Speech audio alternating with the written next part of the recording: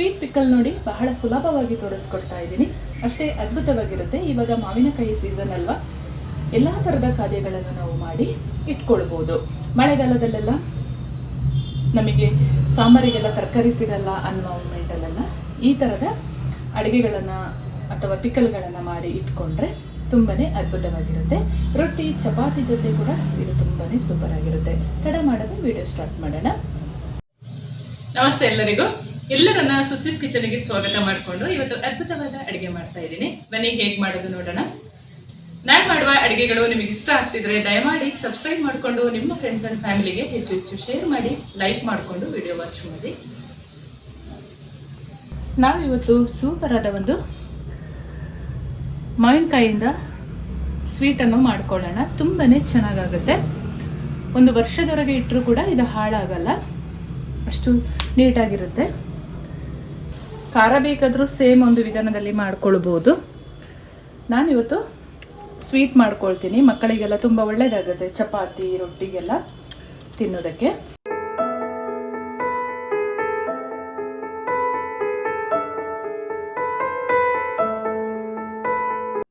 ಬೆಲ್ಲ ಹಾಕಿ ಆದರೂ ಮಾಡ್ಕೊಳ್ಬೋದು, ಇಲ್ಲ ಸಕ್ಕರೆ ಆದರೂ ಯೂಸ್ ಮಾಡ್ಬೋದು.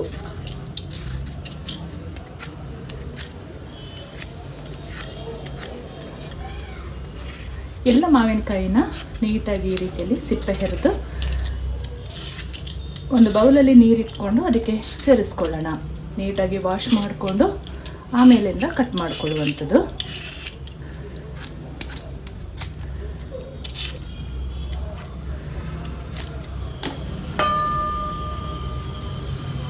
ಈ ರೀತಿಯಲ್ಲಿ ಸಿಪ್ಪೆ ಹೆರ್ಕೊಂಡ್ರೆ ಆಯಿತು. ಸ್ವಲ್ಪ ಪುಡಿ ಉಪ್ಪನ್ನ ಹಾಕ್ಕೊಂಡು ನೀಟಾಗಿ ವಾಶ್ ಮಾಡಿಕೊಳ್ಳೋಣ.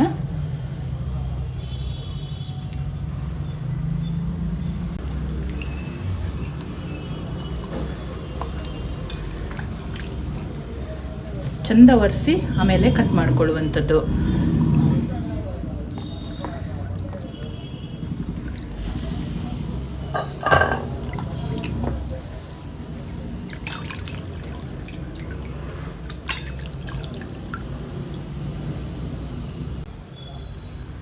ನೀಟಾಗಿ ಈ ರೀತಿಯಲ್ಲಿ ಒರೆಸ್ಕೊಳ್ಳೋಣ.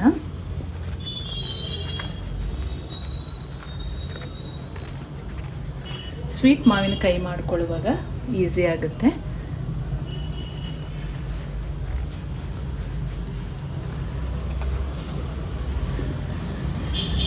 ಕಟ್ ಮಾಡಿ ಆದರೂ ಒರೆಸ್ಕೊಳ್ಬೋದು.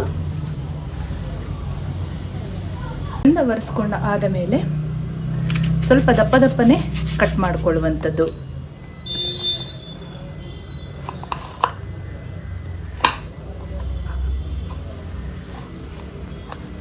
ಈ ರೀತಿಯಲ್ಲಿ ಕಟ್ ಮಾಡಿಕೊಂಡ್ರೆ ಆಯಿತು.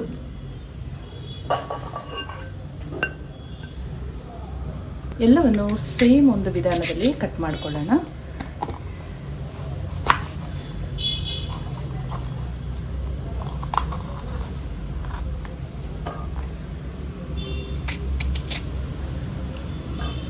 ಈ ಹದದಲ್ಲಿ ಎಲ್ಲವನ್ನು ಕಟ್ ಮಾಡ್ಕೊಂಡಿದ್ದಾಗಿದೆ. ಇವಾಗ ಸಕ್ಕರೆ ಪಾಕ ಮಾಡ್ಕೊಳ್ಳೋಣ. ಬೆಲ್ಲ ಯೂಸ್ ಮಾಡುವವರು ಬೆಲ್ಲನೇ ನೀವು ಯೂಸ್ ಮಾಡಿ, ನಾನು ಸಕ್ಕರೆ ಹಾಕಿ ಮಾಡ್ಕೊಳ್ತಾ ಇದ್ದೀನಿ. ಒಂದು ಪಾತ್ರೆ ಬಿಸಿಗೆ ಇಟ್ಕೊಂಡು ಒಂದು 100 ಗ್ರಾಮಷ್ಟು ಸಕ್ಕರೆ ಯೂಸ್ ಮಾಡ್ತಾ ಇದ್ದೀನಿ. ನಾನು ತೊಗೊಂಡಿರುವಂಥ ಮಾವಿನಕಾಯಿ ತುಂಬ ಹುಳಿ ಇದೆ, ಹಾಗಾಗಿ ನಿಮಗೆ ಕಡಿಮೆ ಬೇಕಾದರೆ ಕಡಿಮೆ ಮಾಡ್ಕೊಳ್ಬೋದು. 1/4 ಕಪ್ಪಷ್ಟು ನೀರು ಸೇರಿಸ್ಕೊಳ್ತಾ ಇದ್ದೀನಿ. ಒಂದೆಳೆ ಪಾಕ ಬರಬೇಕು. ನೀಟಾಗಿ ಮಿಕ್ಸ್ ಮಾಡ್ತಾ ಪಾಕ ತಗೊಳ್ಳೋಣ. ಮಾವಿನಕಾಯಿ ಸೀಸನಲ್ಲಿ ಹಲವಾರು ಬಗೆಯ ಖಾದ್ಯಗಳನ್ನು ಮಾಡ್ಬೋದು. ತುಂಬಾ ಚೆನ್ನಾಗಿರುತ್ತೆ.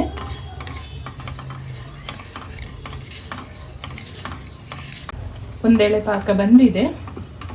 ಇವಾಗ ಕಟ್ ಮಾಡಿದ ಮಾವಿನಕಾಯಿಯನ್ನು ಸೇರಿಸ್ಕೊಳ್ಳೋಣ. ಸ್ವಲ್ಪ ಅರಿಶಿನ ಪುಡಿಯನ್ನು ಸೇರಿಸ್ಕೊಳ್ತಾ ಇದ್ದೀನಿ. ಸ್ವಲ್ಪ ಏಲಕ್ಕಿ ಪೌಡ್ರನ್ನು ಸೇರಿಸ್ಕೊಳ್ಳೋಣ. ನೀಟಾಗಿ ಮಿಕ್ಸ್ ಮಾಡಿಕೊಂಡು ಕಟ್ ಮಾಡಿ ಇಟ್ಕೊಂಡು ಮಾವಿನಕಾಯಿನ ಸೇರಿಸ್ಕೊಂಡು ನಿಧಾನ ಉರಿಯಲ್ಲಿ ಫ್ರೈ ಮಾಡಿಕೊಳ್ಬೇಕು.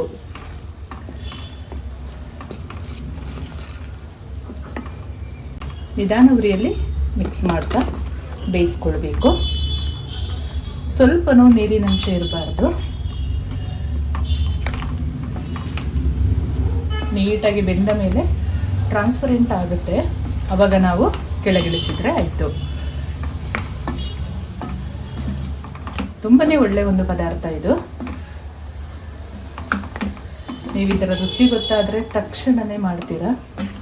ಮಾವಿನಕಾಯಿ ಅಂತೂ ಇವಾಗ ಸಿಕ್ಕೇ ಸಿಗುತ್ತೆ ಅಲ್ವಾ.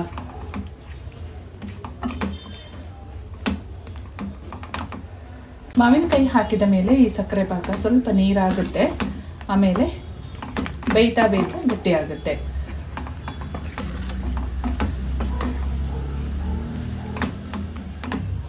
ನೀಟಾಗಿ ಮಿಕ್ಸ್ ಮಾಡ್ತಾ ಬೇಯಿಸ್ಕೊಳ್ಬೇಕು.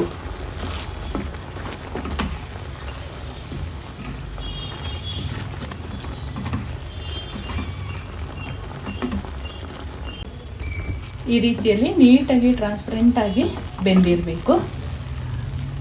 ಇನ್ನೊಂದು 2 ನಿಮಿಷ ಆದರೆ ಸಾಕಾಗುತ್ತೆ.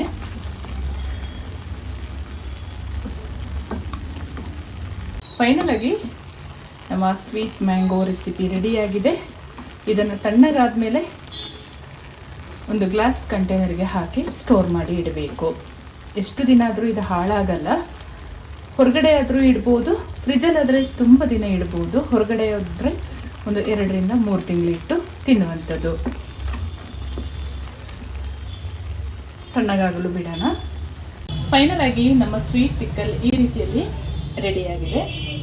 ಇದನ್ನು ಕಂಪ್ಲೀಟಾಗಿ ತಣ್ಣಗಾದ್ಮೇಲೆ ಒಂದು ಗ್ಲಾಸ್ ಜಾರಿಗೆ ಹಾಕಿ ಫ್ರಿಜ್ಜಲ್ಲಾದರೂ ಇಡ್ಬೋದು, ಇಲ್ಲ ಹೊರಗಡೆ ಆದರೂ ಇಟ್ಟರೆ ಒಂದು 3 ತಿಂಗಳೆಲ್ಲ ಹಾಳಾಗದ ಹಾಗೆ ಕಾಪಾಡ್ಕೊಳ್ಬೋದು. ಫ್ರಿಜ್ಜಲ್ಲಾದರೆ 1 ವರ್ಷದವರೆಗೂ ಇಡ್ಬೋದು. ತುಂಬಾ ಅದ್ಭುತವಾಗಿರುತ್ತೆ.